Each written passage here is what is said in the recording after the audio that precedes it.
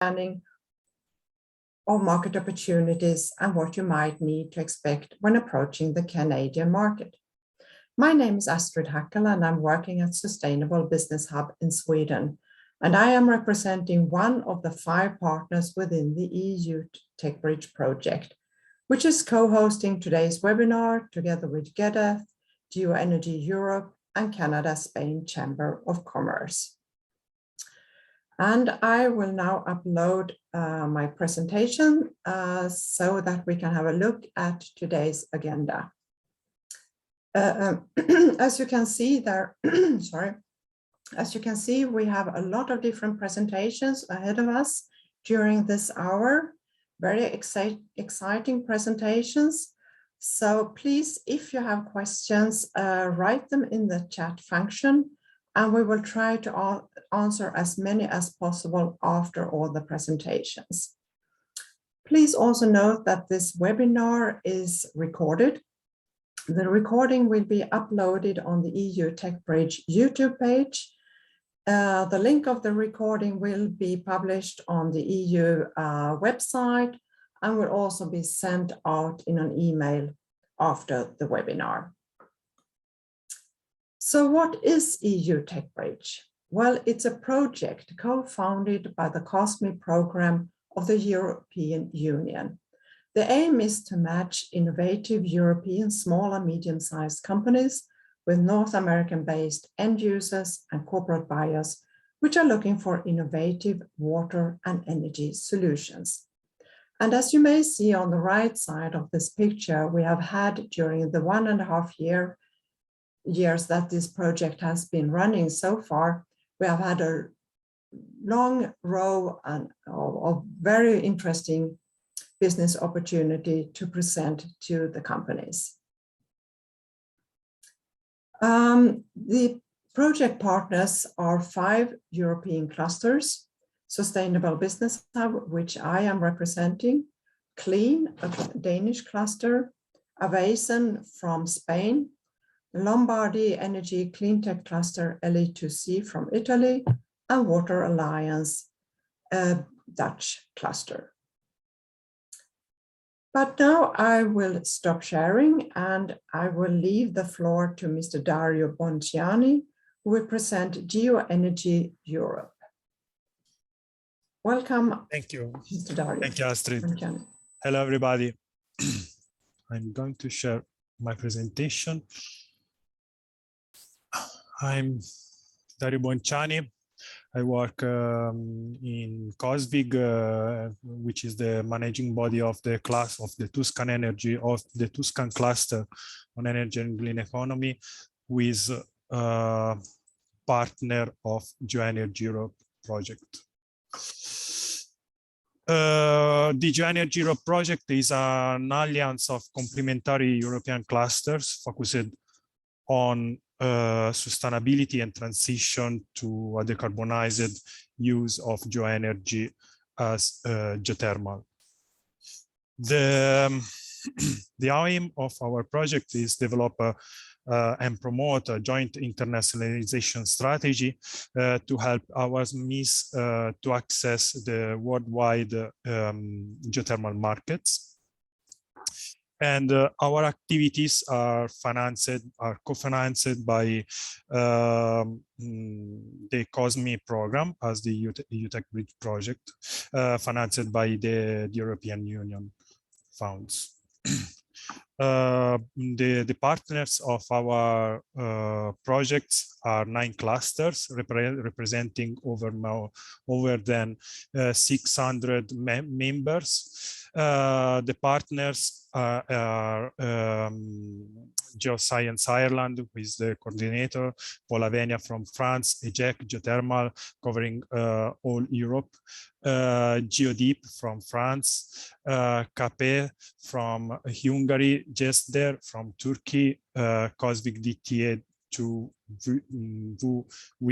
is from Italy, Geoenergy Cell from Germany, and Geoplat.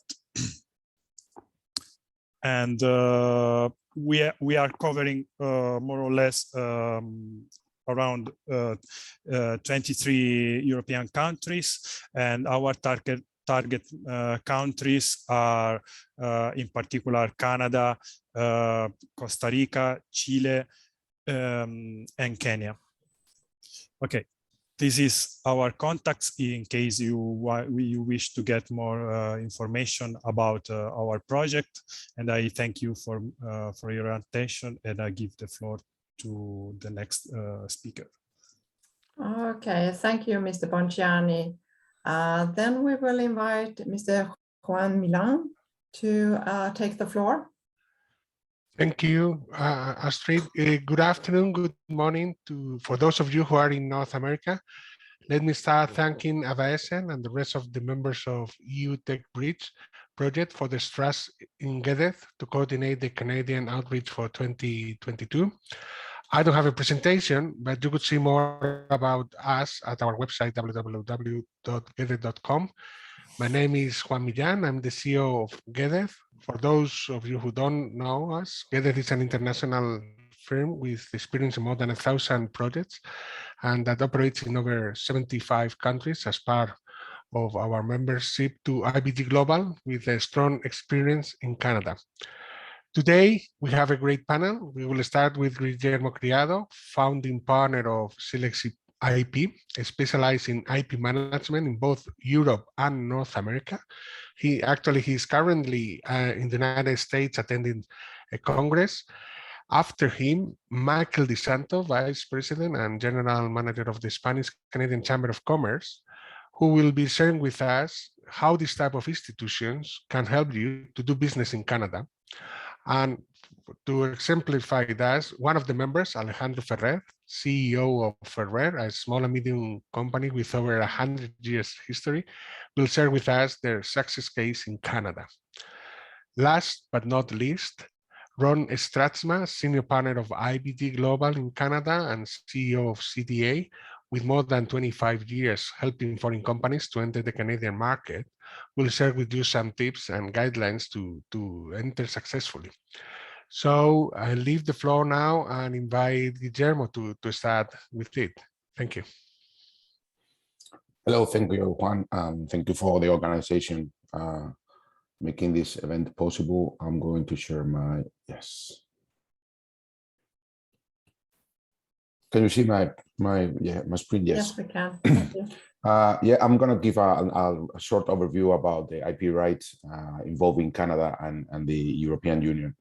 Well, basically, this is the IP rights that we have in common with Canada. Trademarks, patents, designs, copyright, and trade secrets. Sorry, this is another presentation and I didn't translate it, but this is trade secrets. Trademarks, Canada follows the NICE classification, which is the classification for any trademarks in all over the world. There are 45 classes, and in Canada, they accept this classification. Canada is part of the Madrid Protocol, which is an international agreement on trademarks, which makes very, very much cheaper registration of trademarks, and there's a difference of doing like one-by-one registration all over the world. Canada accepts the multi-class applications for trademarks since 2019. And the most important thing about trademarks in Canada is that the CIPO, which is the Canadian Patent Office, rejects trademarks on the basis of previous existing trademarks. So it's very important to make viability research before filing any trademark in Canada, because these kinds of rejections are usually very difficult to overcome. I will explain the Madrid Protocol and how Canada is part of it. For the Madrid Protocol, you need a base trademark that has to be in a country member of the protocol. So a Canadian company or a European company can file in both directions. So we can file a European trademark, and on the basis of that trademark, we can extend to Canada and other 127 members that the Madrid Protocol has. Reduces much the cost, but you have to have in mind that the prosecution time can last for 18 months. So always be aware of the timing when registering trademarks. I'm shifting to patents now. Now the requirements for patent for having a patent granted in Canada are exactly the same as in Europe. Novelty, inventive step, and industrial applicability of the invention. The granting process is very similar to the European Patent Office. In Canada, the quality of the examiners are really good. So they have a very strong patent system in Canada. They have PPH with EPO.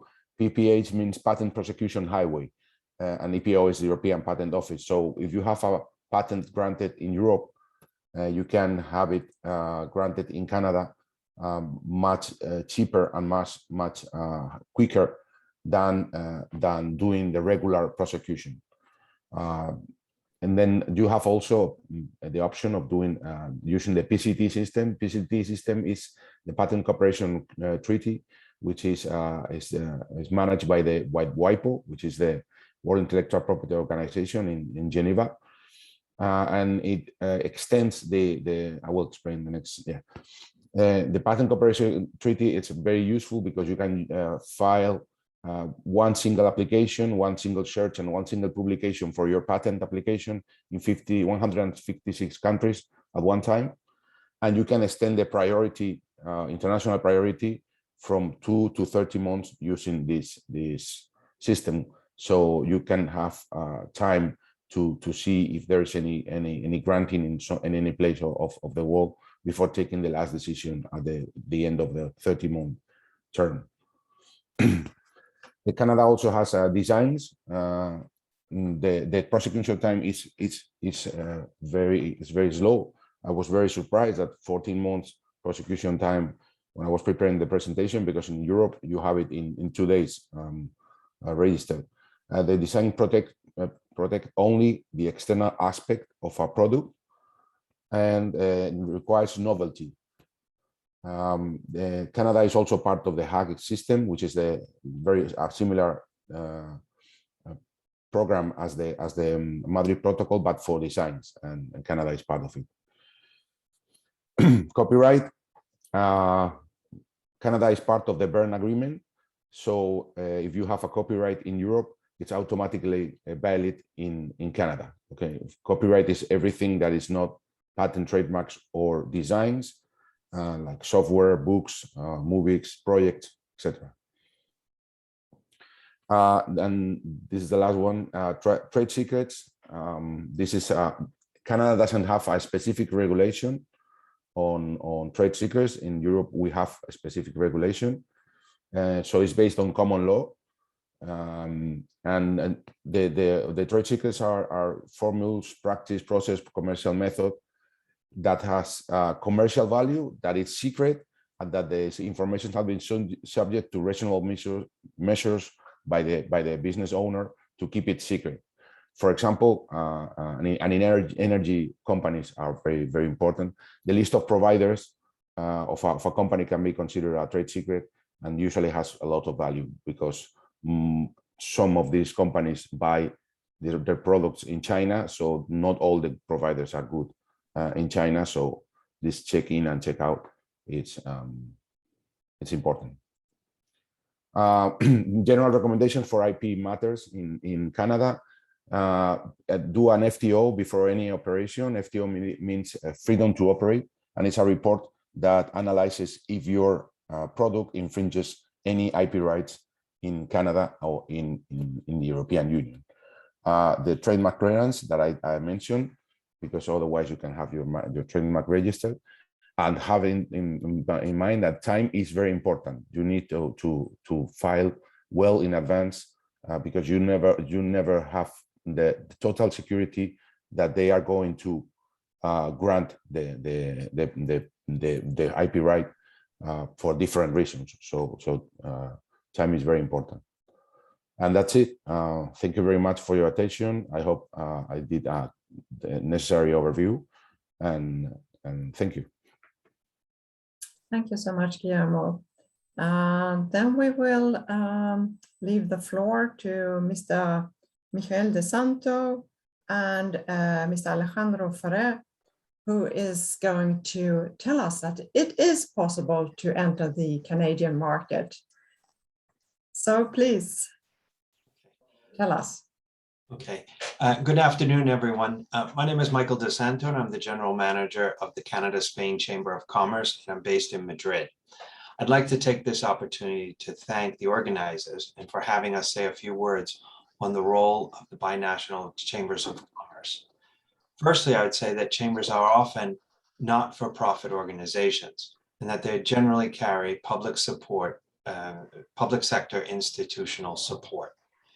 We strongly encourage any company that is considering expanding internationally, whether it be to Canada or to other countries, but to contact their chamber and try and see if there's a binational chamber that can support you from your home country and as you expand into the new market. Chambers are really set up to do business referrals. We can help our members pitch for business. We can organize introductions. We can support the members in meetings. Chambers in many ways act as a seal of approval. It's a sign that your organization is interested in that market, being part of an organization, again, whether it be a private sector, but with public sector support. And those things are many times very important. And your customers will look at that when they're looking to do business with you. We can also act as a connector organization. So we're connecting you with other business organizations and associations, both in the private and the public sector, both in your home country and also in this case in Canada. And chambers can often act as an interface between public and private sectors, again, to connect the members. At our chamber, approximately 50% are Spanish companies, either investing or doing business in Canada, and 50% are Canadian companies doing business or investments in Spain. We're seeing tremendous growth, we have over the last 2 years, and interest in Canada and the EU. It's a mutual interest as a result of the open markets and also because of CETA, the economic trade agreement that was signed or that's been put in place between the EU and Canada, and that now is in its 5th year. This has been a tremendous benefit to companies, and what we're seeing is it's been a tremendous benefit to SMEs. Our business is really about using our contacts. It's about providing a service to our members who are our clients. We share our knowledge, and although each chamber is unique, all offer a good number of services. Today, we really want to emphasize that as you approach the Canadian market, whether you're in Spain, Italy, the Netherlands, Denmark, Sweden, or other European markets, there are excellent chambers of commerce, both at the national level and also at the EU level. And these are tremendous resources for you as you enter Canada and you start to work with Canada. And we know that they'll be delighted to help you and your company as you move forward. Chambers of commerce need to be seen as a necessary partner and one that can add value, and that we're a complement to your relationships with consultants, public sector, and other organizations that promote international trade and investment. Many SMEs think that chambers are for the large companies, your top corporations, but our memberships are 60% SMEs. So don't ever think that your company is too small or not relevant enough to join a chamber. And I suspect that where we most add value is to our SME members and to newcomers entering the market. And that's really at the point where you are all at today. If we look at Canadian chambers or similar type institutions in Europe, you have our Canada-Spain Chamber of Commerce, which has links with friendship chambers with 14 other European chambers in Spain, known as the European Chambers.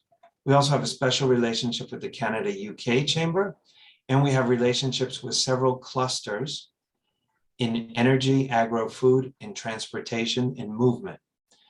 That is a very powerful and extensive network. but there are many similar binational chambers and organizations that are related to Canada in the European markets. And I'd just like to cite some of them, which would be, you have chambers that are binational chambers in Belgium, in Bulgaria, in Croatia, in the Czech Republic, in Cyprus, you have in France, in Greece, Hungary, Ireland, Italy, Latvia, Lithuania, Luxembourg, the Netherlands, Poland, Romania, Slovakia, and Slovenia. And there's also a Canada EU chamber as well that can help, and also an EU CCAN chamber in Canada that represents European chambers that are established there in Canada. These are all excellent organizations, and we encourage you to keep the chambers in mind as you expand internationally. Now, without further ado, I'm pleased to pass the mic over to Alejandro Ferrer, who is the CEO of the Ferrer Group from Valencia, Spain. We have the privilege to work with Alejandro and his team as they expand to Canada. This is a Spanish SME, a third-generation company with over 107 years of history of hard work and dedication. For our chamber, it's a great pleasure and an honor to have members such as Ferrer. So thank you, and I pass it over to Alejandro. Thank you. Thank you, Michael. Thank you all. Good morning for me. Currently, I am in Toronto. So good afternoon for Europe. So my company is a family company, was founded in 1916, 3 generations today. The first generation, my grandfather started making wells to supply drinking water in some little houses. In the second generation, very fast. The second generation growth the technology in direction of agriculture and industry. And the third generation, my generation, I am 54 years old. I am working, combining the last 30 years, combining theoretically university knowledge with the experience with my family. About the market of Canada, we started my company, my family company, we start to international in the South America when the market, industry market Europe fall down in 2008. During while more or less 10 years, we work very, very heavy in South America. But when we feel the change, the changes market, the market is changing in South America, we think to change the strategy and go to direction other market, UK and Canada. We funded my company here in Toronto in 2019, months before the COVID. So that's very, very strike for us. They stopped the market and we restart in September 2021. So in that moment, I knew Michael. Immediately we go into the chamber of commerce. Michael is impressionant. Is proactive. He can give you all you need. All you need is a lot of proactive, so that I have not time to take care with all his approach. So it's very practice this chamber of commerce of Canada, big directional, very fast, because I think my participation is only for practical aspects for to right here. The first more important, I think first I give you not so good things, but finally good things.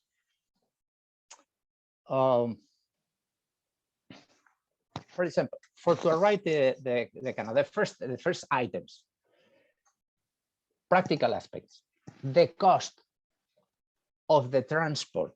Okay, think. First of all, my colleague Guillermo speak about the products. I speak about the services. It's different. In my opinion, it's different. If you want to, my colleague Guillermo speak before about the details to sell products. I have not experience in product. I have experience in services. If you want to move for a company, for Europe to come here to Canada.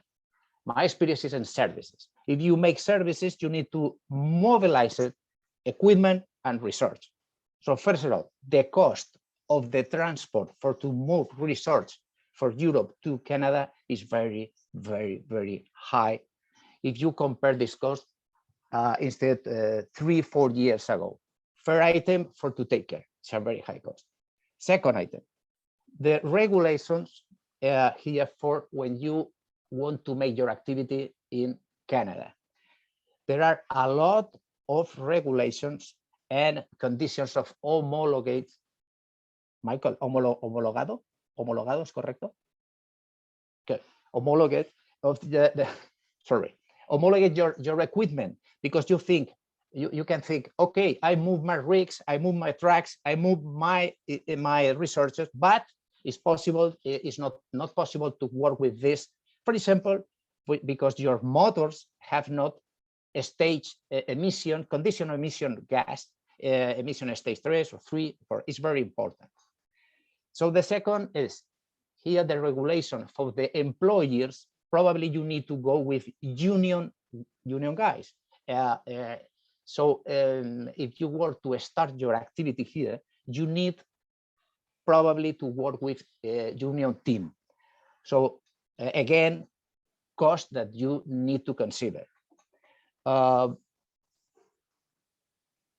aspect very important is the licenses you need to develop the business here for these services. In my experience, all people need licenses or technical for develop his activity, or the company, the licenses for the company.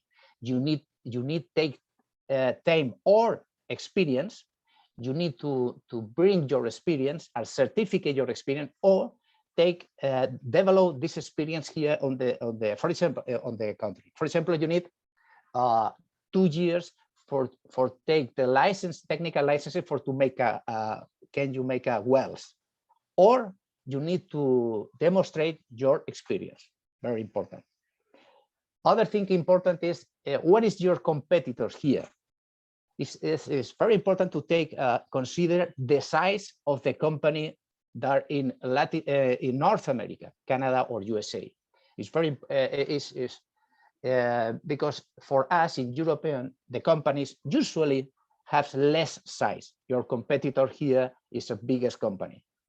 So that's I think it's good to present this idea, because think if the possibility, if you is better to make a partner, search partner here for to develop the business. Is only an idea, not start your business alone, probably.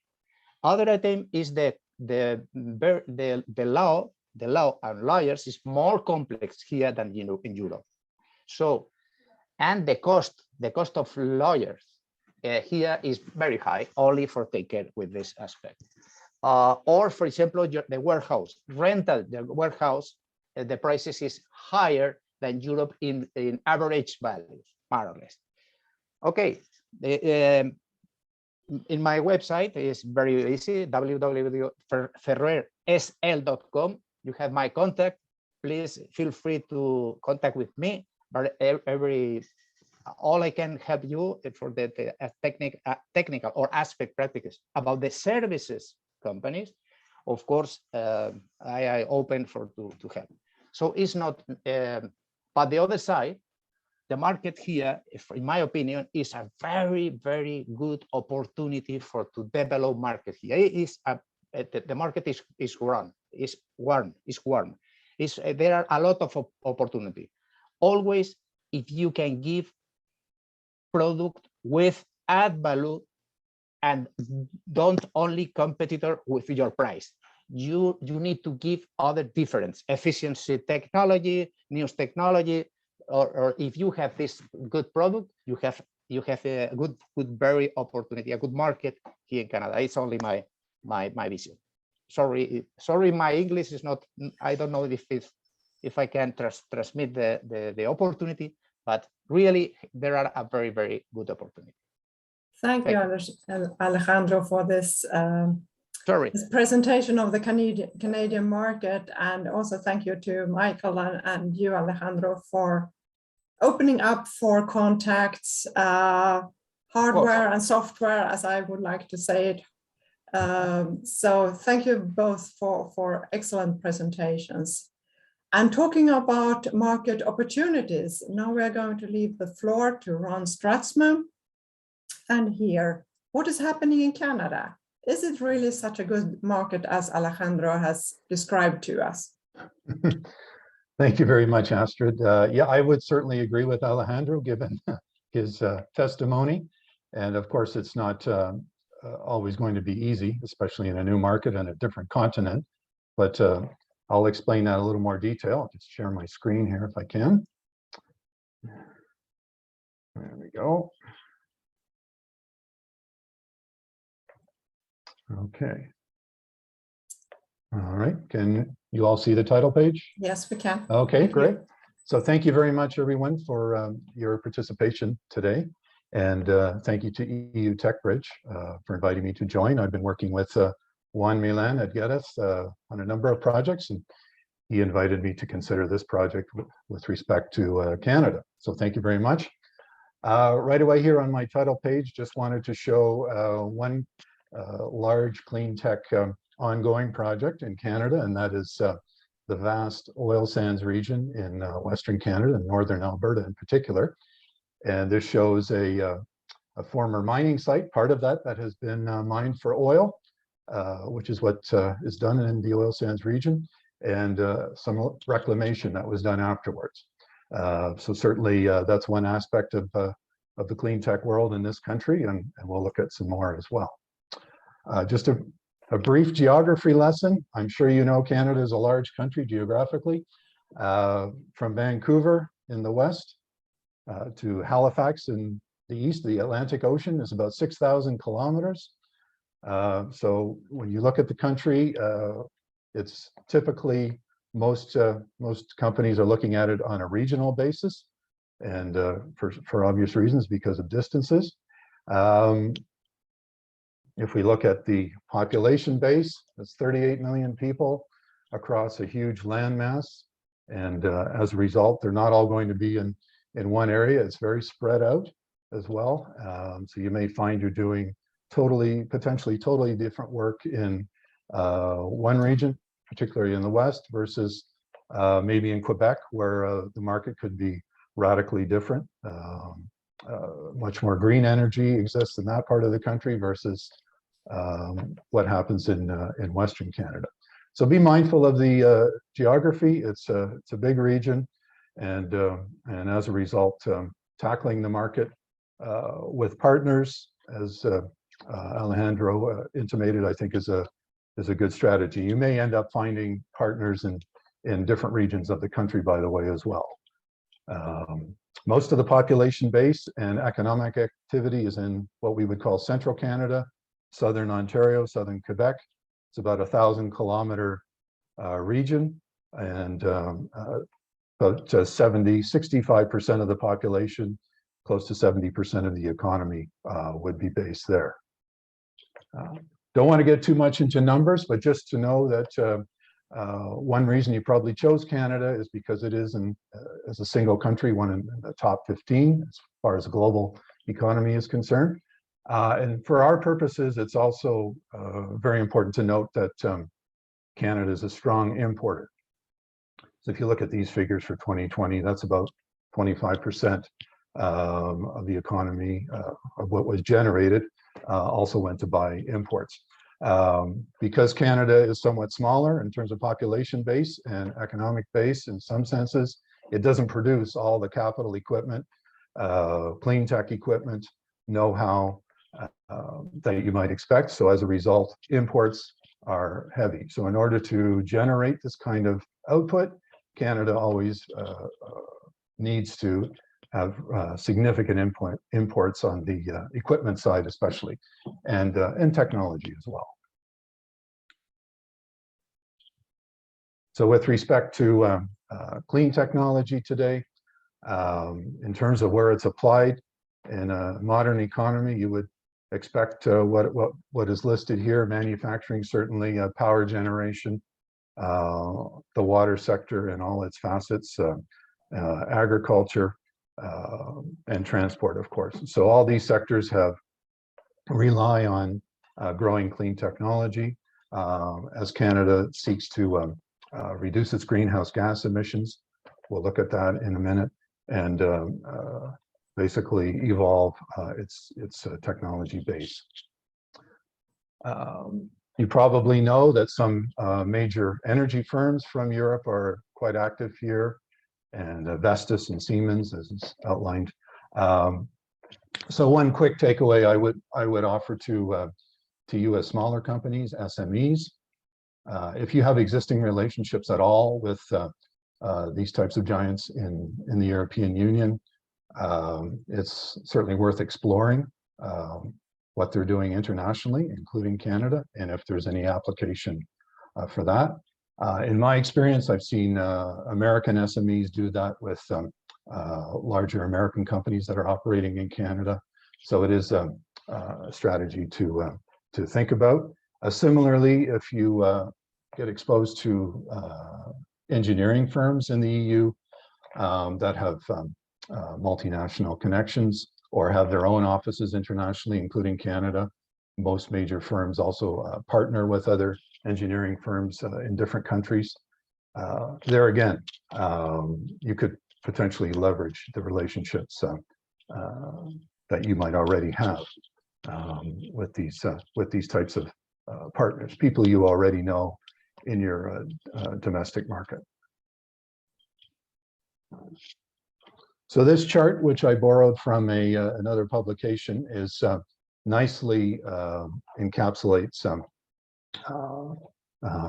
the overlap of the energy and clean energy technologies as it applies to Canada. Canada is a major crude oil and natural gas producer, as you probably know, in addition to a significant amount of green electricity as well. Hydropower is a very large producer in Canada, some nuclear, and a little bit of natural gas in terms of power generation. But these other extractive industries, whether we're talking petroleum, significant mining as well, I think that's where there could be some solid potential for you. These industries want to become cleaner. In some cases, their investors are demanding that they do that. Government regulations over this decade are leading towards lower greenhouse gas emissions, excuse me. So all this is going to push some industries that traditionally maybe weren't that keen on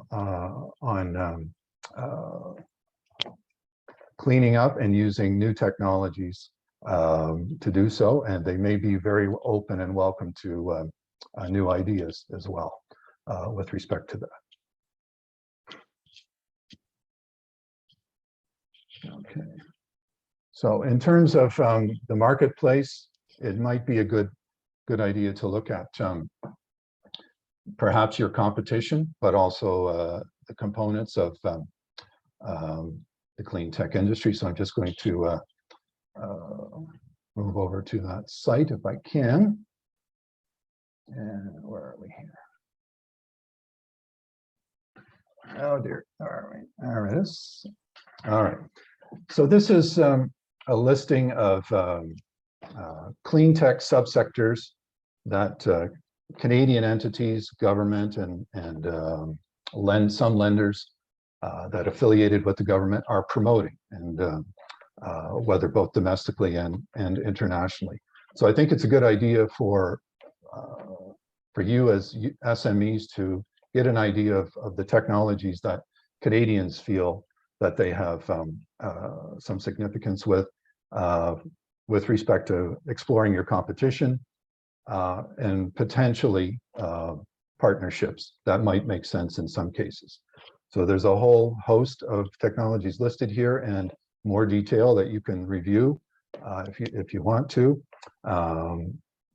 with examples of companies and some of the technologies. So hydrogen has been at the forefront in some sectors here for a long time. Renewable energies, of course. And then there's significant overview of the oil, gas, oil and gas and mining sectors. So there's a number of areas here. Some may be of interest to you to explore, and what these companies feel, what they feel that they have a competitive edge in. And then, of course, water is extensive, as you would expect, anywhere that promotes a clean tech industry. And there's a whole host of subcategories here. So that's something offline that I think might be of interest to you when you look at the market from a competitive basis. That's one aspect of looking at competition in Canada.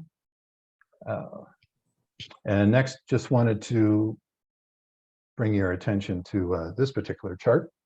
The federal government in Canada, based in Ottawa, is committed to reducing greenhouse gas emissions, especially amongst, I'll call them the most, well, the highest emitters, of course. And so you can see from 2019 and then the goal for 2030. How ambitious these are, I have no idea. In some cases, they might be quite ambitious, but I think it builds an impetus to look at technologies to get these industries there. So also for your information, it's good to know the larger emitters, transportation, of course, oil and gas is not far behind, and heavy industry, steel as well, and then electricity. So in terms of power generation, as I mentioned a little bit earlier, Canada is fairly green, I would say, in terms of its base power, and has been looking to adopt more renewable technologies, which of course Europe contributes to greatly. But this can give you an idea of what the market wants. The market wants reduced greenhouse emissions, and so are there opportunities for you to help them get there?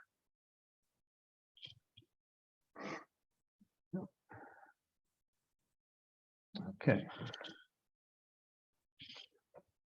Once again, I won't dwell on the numbers, but Alejandro noted that he's in the service business. That's directly on the ground, but certainly services from Europe to Canada in your sector, the clean tech sector, are significant. And I think looking at some of the major categories in terms of patents and industrial designs, which was covered by our earlier speaker from an IP perspective. But yeah, that's there's some significant exports from Europe to this country there. Environmental services and other science and tech services. So there's a whole suite of services that might go along with your product. So you're developing a hardware piece of technology, and there's a whole host of design work and other services that potentially could spin off from that. And you can see from these figures that that's already happening. Maybe major companies, but I suspect there are some smaller ones as well that are perhaps more niche.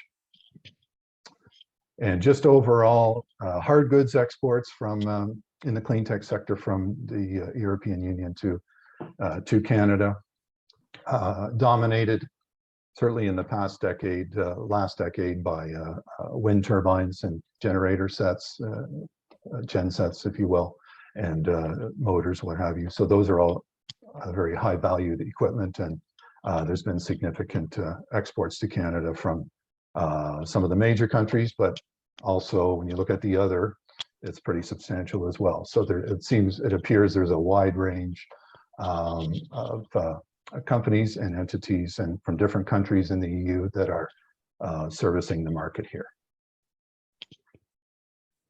So one aspect of that is renewable energy. Of course, Canada is looking to build upon its renewables. Wind has dominated, as I mentioned, with solar second, and a number of others somewhat falling behind.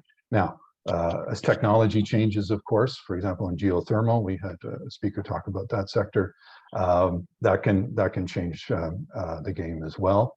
And I suspect with respect to renewable energy, storage technologies, as that improves, that's for anywhere in the world, but that's going to be in Canada as well. to better control the power and distribute it when it's needed from renewable sources.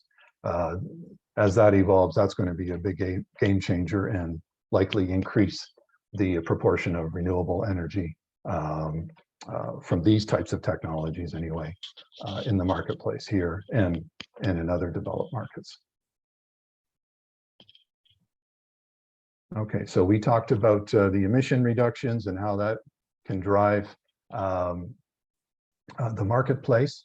And so just here again to summarize in terms of some key areas, efficiencies on the power grid, smart grids, of course, that's a pretty ubiquitous term, but the software to drive that to make grids more efficient and making the use of energy more efficient so that we obviously don't need to produce as much raw power generation as might otherwise be necessary. The whole stream in Canada from generation to transmission and supply in this country. It's a huge grid, of course, it's a large geography. That grid is integrated with the United States to a certain degree, but making it more efficient is a big priority. And then water management. Most water systems for municipalities and cities are run by local governments.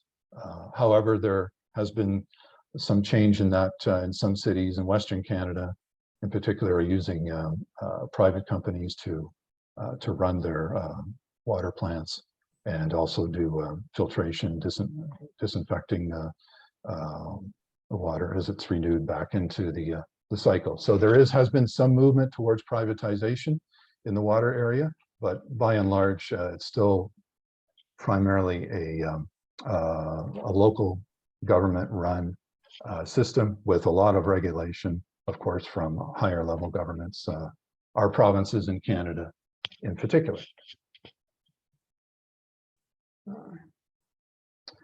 So in terms of entering the Canadian market, this is an area that I tend to focus on to a large degree with clients, looking at market entry strategies and particularly what are the different ways, the different sales channels that you could get to marketplace. That's important. We've already heard that finding who your competitors are, potential competitors at any rate is important. And so doing that kind of research. However, I would say with some of your technologies, they could be so new and novel that you may not have a direct competitive base. So maybe looking at companies and even European competitors, other competitors, how are they selling in Canada? Are they going direct to the marketplace? Do they bid on their own? Do they work with local engineering companies? What have you? We'll look into that a little bit more as well. Do you have a preference? Are you more comfortable with dealing at the selling to the public sector versus industry? Doesn't mean you will avoid one or the other, but if you have a history and a preference, that might be a place to start in Canada. Anytime you look at the Canadian market, given who our immediate neighbor is to the south, you need to think about the United States too. And I know the EU Techbridge program has been doing that. But there may be opportunities to leverage a presence in Canada with what you might be doing in the US as well, or regionally in the US. You may have a base in, let's say, in Vancouver, and that'll help you in serving the West Coast of the United States as well. So there's many different ways to look at that. In some respects, you can think of the whole marketplace as far as both countries and Mexico to a certain extent, I guess, given the existing free trade agreement between Canada, US, and Mexico. And then something to always consider, it may not be a place you want to start, but do you think you may get to a point where you want to have your own corporate company presence in Canada? And that that could mean an office or production, possibly assembly of product, what have you. So at least thinking about that as opposed to just focusing on, oh, I want to export first, and that's all I'm going to think about. Fair enough, but over a longer term, if there's success, if the customers have demands, proximity, timing, you may need to think about a local presence in this country. All right, so some of the different ways to go about doing that. We've of course have seen through Alejandro's company what he has done with a direct presence. But yeah, many firms will look to exporting first. I would say though, in the clean tech sector, if since most technologies probably won't be off the shelf, meaning that you sell it and you really don't have to worry about what the customer is doing with it. If it requires installation, obviously it might require installation, but ongoing support, that that may mean that how you tackle the market would not only be on an export from Europe basis. Intermediaries, obviously, there are people who consolidate package technologies here, companies that do that. Engineering firms, of course, do that all the time when they have bigger projects, but there are also other companies that will look to package different technologies so that their Canadian client, they can offer the whole package, and you may be part of the package. And I suspect that in many larger clients, major corporates, that's what's going to happen. Sort of a package approach, and therefore working with people in the market here who can help you put that together. And we talked about potentially thinking about a subsidiary. The trade numbers already show that there's technology transfer and licensing fees are being earned in Canada on the part of European companies. So thinking about those aspects of your product and your know-how are very important, and quantifying that and working with service providers, legal and otherwise, to help set that up can be very important as well. Okay, just quickly with respect to CETA, as with any trade agreement, some of the lower hanging fruit is reducing customs duties, and that's pretty well has been completed. If you meet the rules of origin, if you have significant components, what have you, coming from outside of the EU, namely Asia, that could create some issues, but you would need to research that with a customs broker or what have you. However, if all your know-how and your production is within the EU, I don't think that's going to be an issue.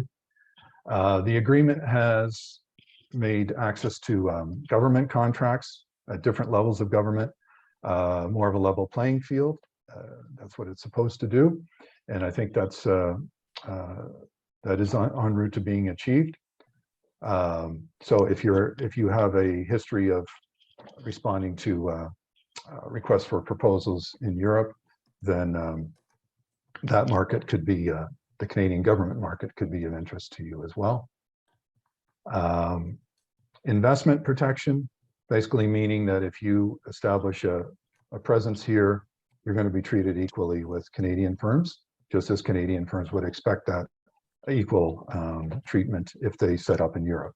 So that's another benefit of the agreement. And then the mutual recognition. I think this might be important, especially as it relates to, you have your engineering staff that wants to install equipment or systems in Canada. That's typically not an issue, but you may need people to stay for an ongoing period of time. And there are business visa options within CETA. Most importantly, I think the intra-corporate transferee basically means that if you are a significant manager or CEO. Typically, it's a high-level manager or a specific technical person, engineering talent that's been involved in developing the product and putting it together. In a nutshell, you can apply for this business visa, which is not that onerous to do, and stay in Canada for up to 3 years, as long as you're working at a subsidiary of your company in Canada. So that makes it a little easier to move around and serve your company in this country. I know in the EU you have freedom of movement, so it's not something you have to really consider very often, but this as a halfway measure between that and some of the more onerous requirements that existed before CETA, this is a good program to explore. It allows you to bring a spouse and family as well, so it can be quite flexible. How much I hate to do it. Sorry, Ron, for interrupting. All right. The time is running away, and everything that you tell us is so interesting. Yeah. Please. I'll skip through. We do have some questions also, which I would like to ask you. There was one question concerning if there are smart electricity grids in Canada, but I think you answered that one already, didn't you? I mentioned that there's an impetus to make the grid smarter, yes. So I don't know. I would say that there's room for development there. And I know there are meters at the residential level, smart meters they're called, that will do some controlling of power. But yes, there is some aspects to the smart grid. How robust it is, I would have to do some offline work to answer that. Happy to do that. Right. And there is another question. When facing an internationalization process, what do you recommend? Hiring specialized personnel native to the country or bringing them from your own country?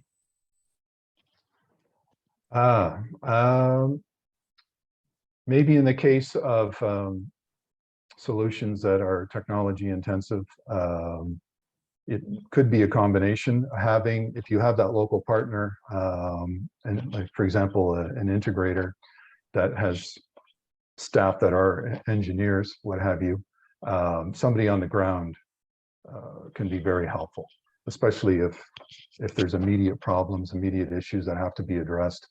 I would say that fits in with having a good partner locally in the marketplace. And then if the business grows, seriously considering posting someone from your operations in Europe into Canada.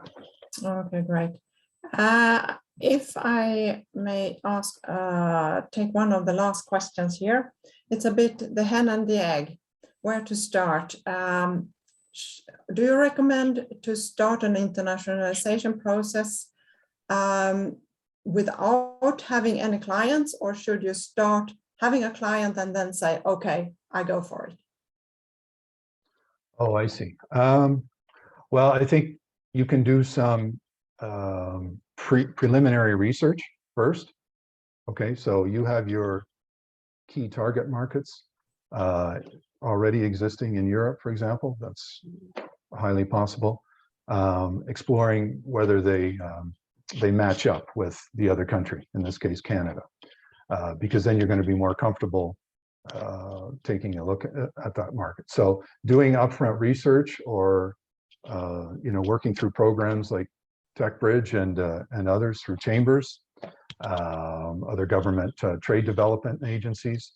There can be a lot of information that they can assist you with as you're exploring different markets. So you don't have to spend all the time internally, especially if you're a startup, what have you. You don't have many people on board to do that.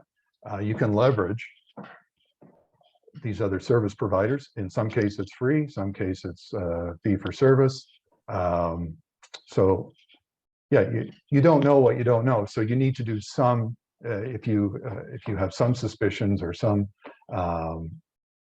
insights that, hey, this market could be good, then putting in some of the research. You can't look at every country all at once, obviously, No. outside of the EU. You're never going to do that. Be strategic and leverage some information that's already out there. Yes, thank you. And we got one question twice here. So please, a very, very short answer. Are there any limitations for Ukrainian SMEs to enter the Canadian market in comparison to EU SMEs? Canada and EU have Canada and Ukraine have a free trade agreement.